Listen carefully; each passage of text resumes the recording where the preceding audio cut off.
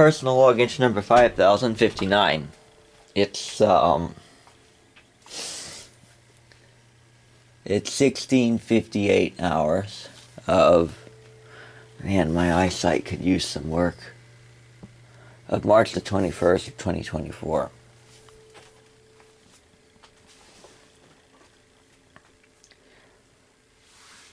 I wanted to talk about what I felt during the last House of Tap meeting, because it was really quite interesting for me. It was a very different sort of sensation. In the last House of Tap meeting, I was really sharing a lot of how I've really made quite a significant amount of progress toward being type 1. And I made some major progress between the House of Tap meeting from March the 13th, if I remember correctly, and the last House of Tap meeting on the 20th. So what exactly happened? Well, entries 5052 to 5057 happened, and what I figured out in those was it really kind of helped me to get a feel for oneness and for my existence here. And that's something that really changed a lot for me, because I managed to directly connect my own being to my physical reality. And I started to see how there's nothing fundamentally physical about it. Or rather, I started to see that in a new way. I've known about that for some time, but really perceiving it like that was pretty special. I've wanted to do that for a long time, but I haven't been able to do it, and I finally managed to really, really see it.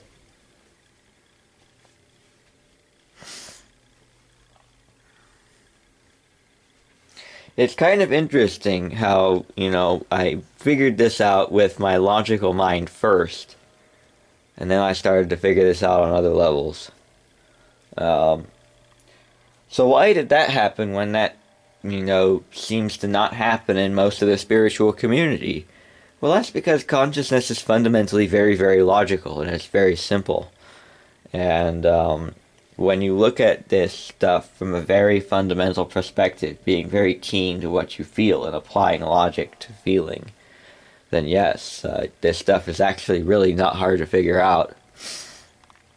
When you look at what Bashar shared and what Treb and Ardif have shared, and you connect that to your dream state, and then you connect that to your awakened state, yeah, it's actually not that difficult to see. And then if you look at your life and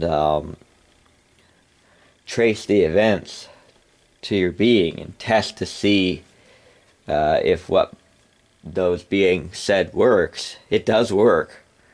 You're using the scientific method where someone has provided to you a hypothesis, and you're testing the hypothesis by putting it up to the data and seeing if it works.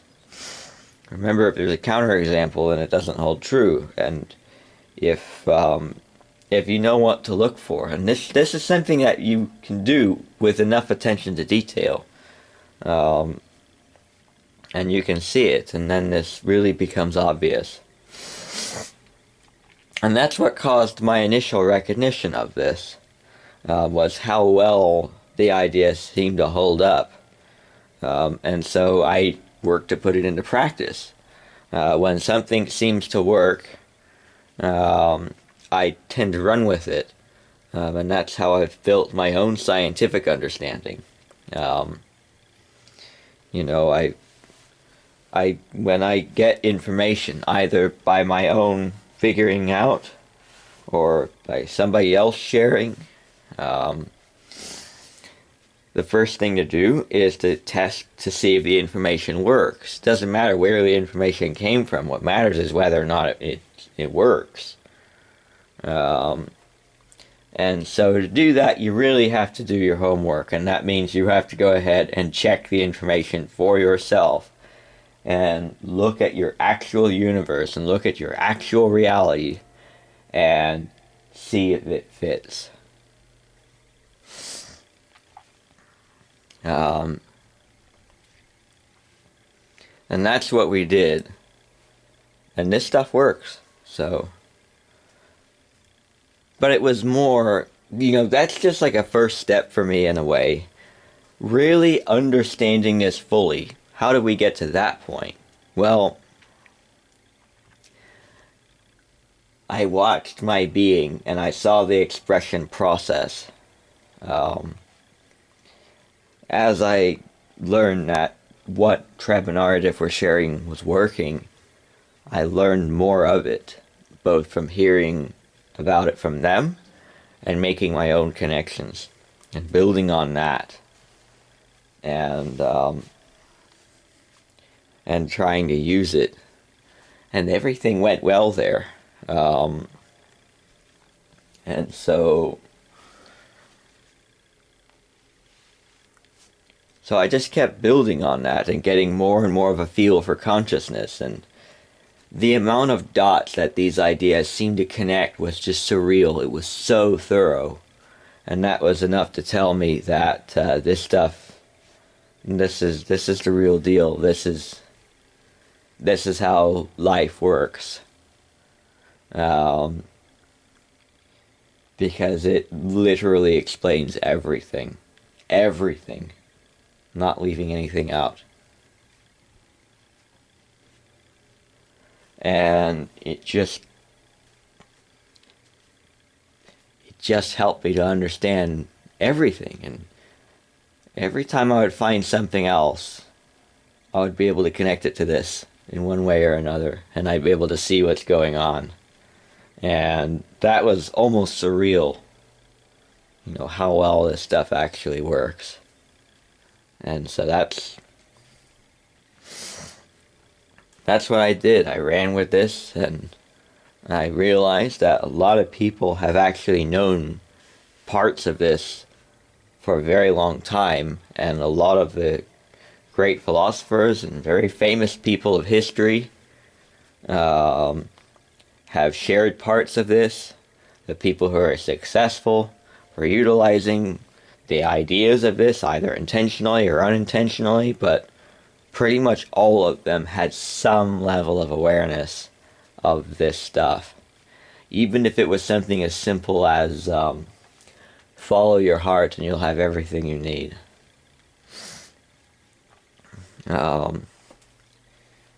Live life with great love. Very simple things like that. Or even something that they don't really express in the words, but they just do. And their success is in their wisdom to gravitate in different directions based on how they feel, and that's it. It could be extremely simple things. And all of it makes utility, either knowingly or unknowingly, of these principles. And I've just been able to recognize this and appreciate it more and more and put it into practice increasingly myself. So if we're talking about how my approach, is scientific, that's it. That's how it is. It was, it's almost like skipping to the end of the scientific method. But we still, in a way, did all the steps. We've looked at the data. We've looked at the data as life. We've looked at life. We didn't come up with a hypothesis ourselves. That's something that Treb and Aradif shared. But we had done a lot of observation, and then the parts that Treb and Ardif and Bashar and everybody had shared, we built on that. We saw that the initial material worked, and we built on that. And what we built also works, and it helped us to recognize that there's something that we could do given that. And it is the idea of fully integrating into oneness. When we learned of what type 1 being actually is, I wanted to be type 1. I wanted to integrate into oneness. And for a good portion of the time that I was doing this, I didn't quite fully know what I was talking about. I had some knowing of it, because I knew it was about 100% knowing your creatorship. But I realized it's oneness itself, and knowing oneness. And I later learned exactly what that means. And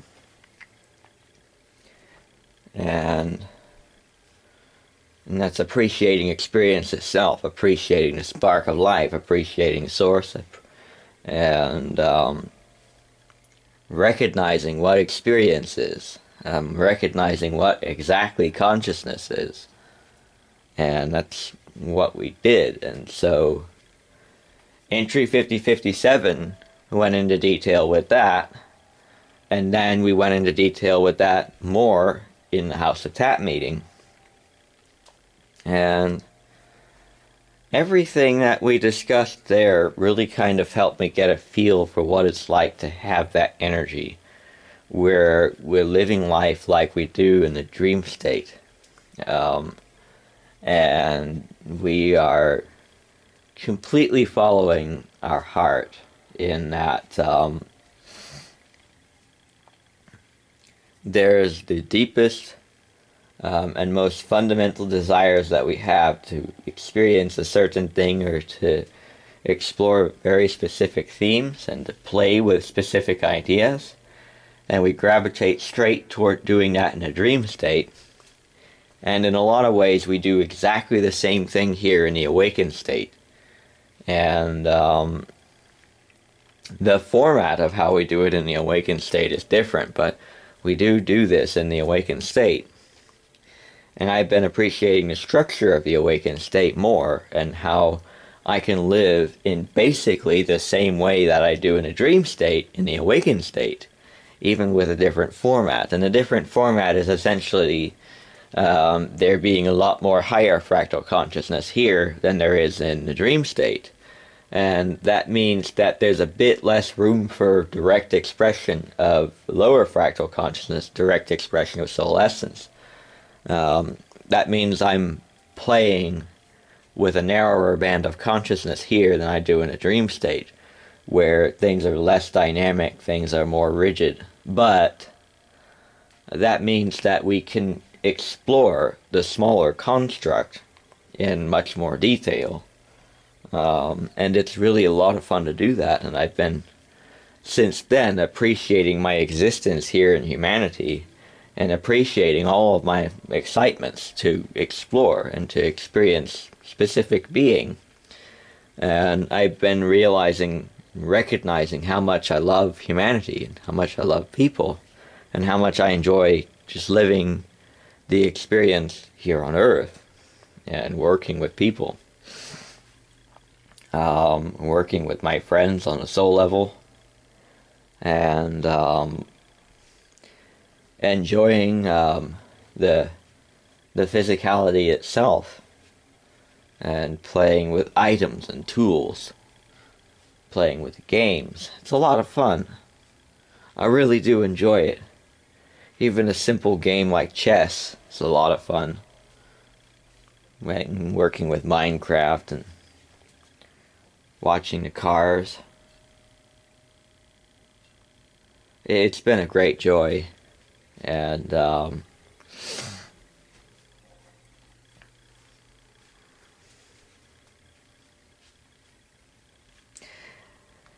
it's helped me to do the proverbial digging a little deeper, to find out who I am and what I like, as we've been continuing with this.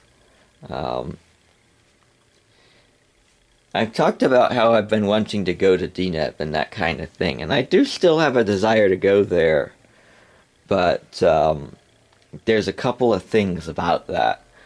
As I've been connecting with myself here and just letting myself drift, I've really come to appreciate what I like to do here and how I like to work with people. Going over to DNEB and integrating into 6th Density at this point seems to be very, very easy for me. Once I learn that style of being.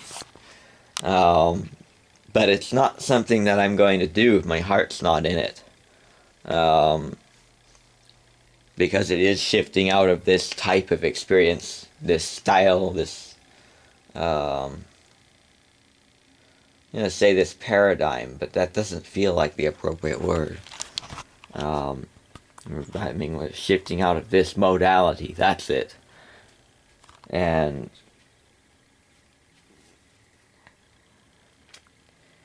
I'm not going to do that if there's more that I want to do here. If I want to be here, I'm going to stay here. And my consciousness naturally sets up for what it wants to do. And for what it wants to live. It goes and does that. That's why my reality shapes itself to my desires. And that's why reality shapes itself to excitement in general. Why a lot of people who have a great excitement to do different things, like why the car guys gravitate toward cars, and why a lot of things fall into place either by their action consciously or subconsciously, or by the old miracle and good luck, that kind of thing.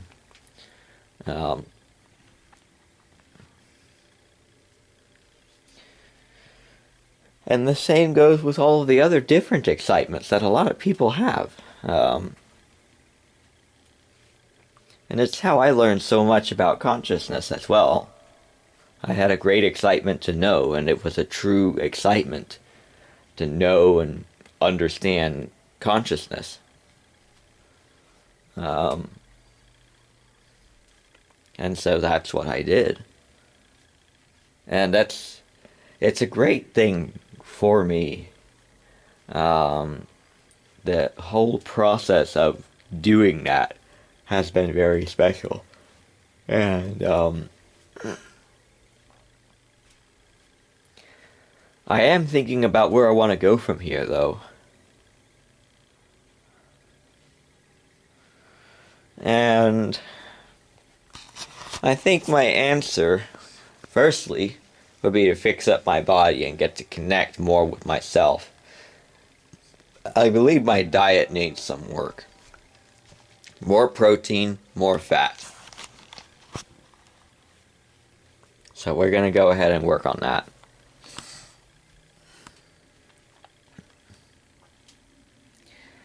And the next thing, the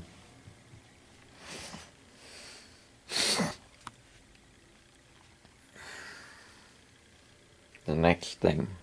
What would be the next thing?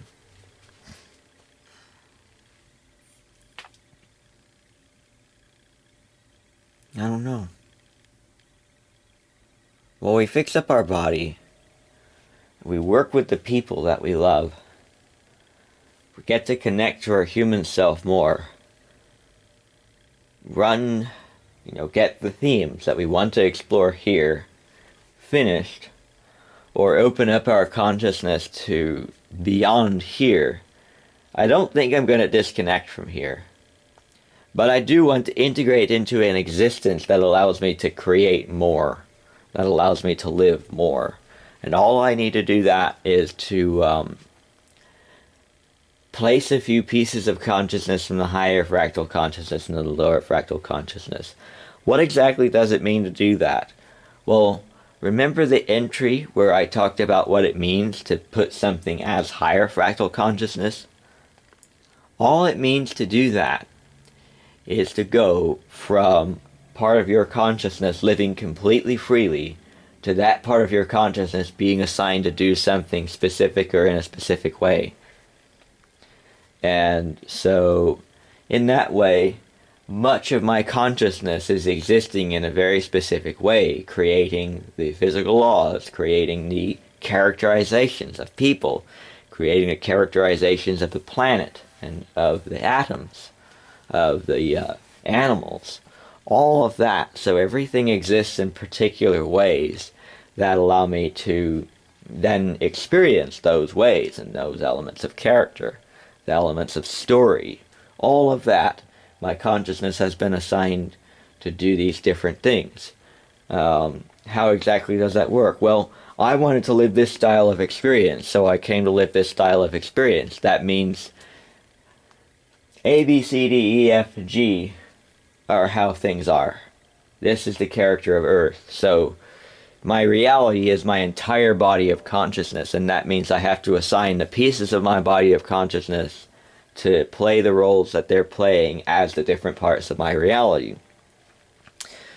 To consolidate your consciousness, the higher fractal consciousness and the lower fractal consciousness, to the point of being seventh density, what does that look like?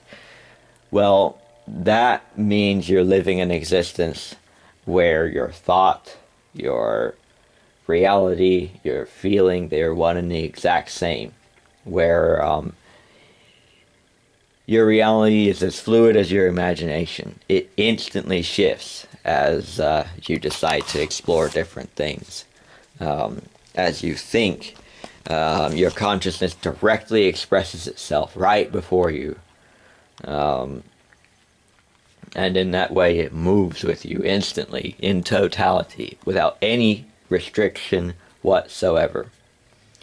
No rules. So, once you start assigning your consciousness to hold specific elements, that's when you go below the seventh density. The sixth density has a fairly small amount of higher fractal consciousness. The fifth density has a bit more higher fractal consciousness, and the fourth density has a significant amount of higher fractal consciousness. Quite a lot. So, Aradif would be able to give the exact figures. So why is it that when you create in the fourth density, everybody around you is the fourth density? Well, that's a co-creational dynamic. We'll go into detail with that elsewhere. We've talked about co-creation and how that works. But put simply, life is as you have it be, and the people that are part of that life are having life be the same thing. So in that way, the people, or the parts of people that are part of you, are having the parts of life that are also a part of you be parts of them. So in that way, you're sharing consciousness. Now those people are part of experience, and in that way are also part of you. So in that way there's oneness. But there's also co-creation in many. So in that way, the one is many and the many are one. So you can kind of see how this works. And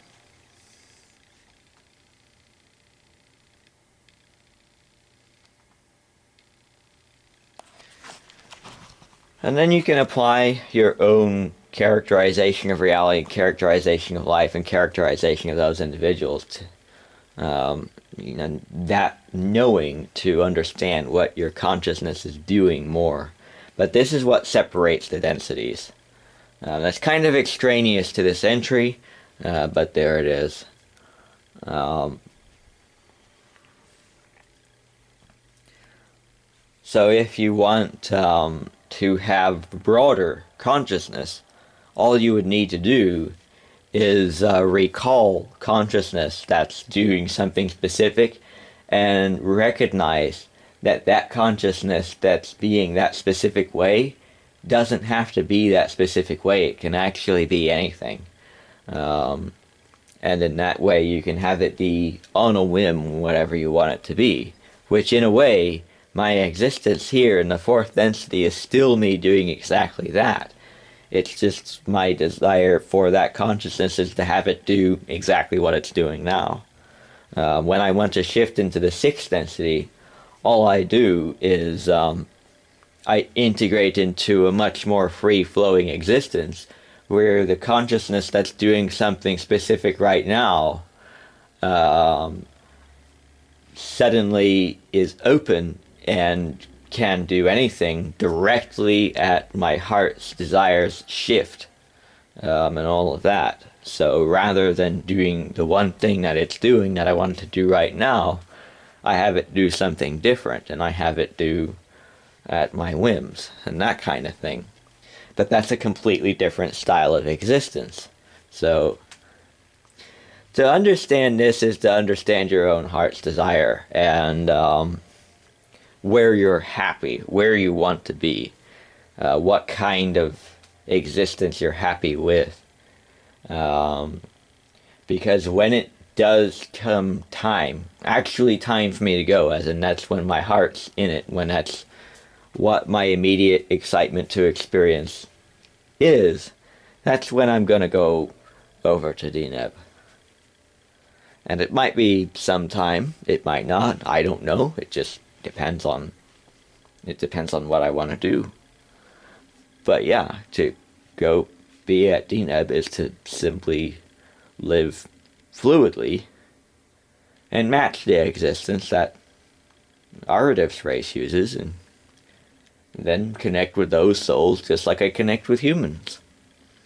It's just the existential style is different. So there's that. This concludes this entry.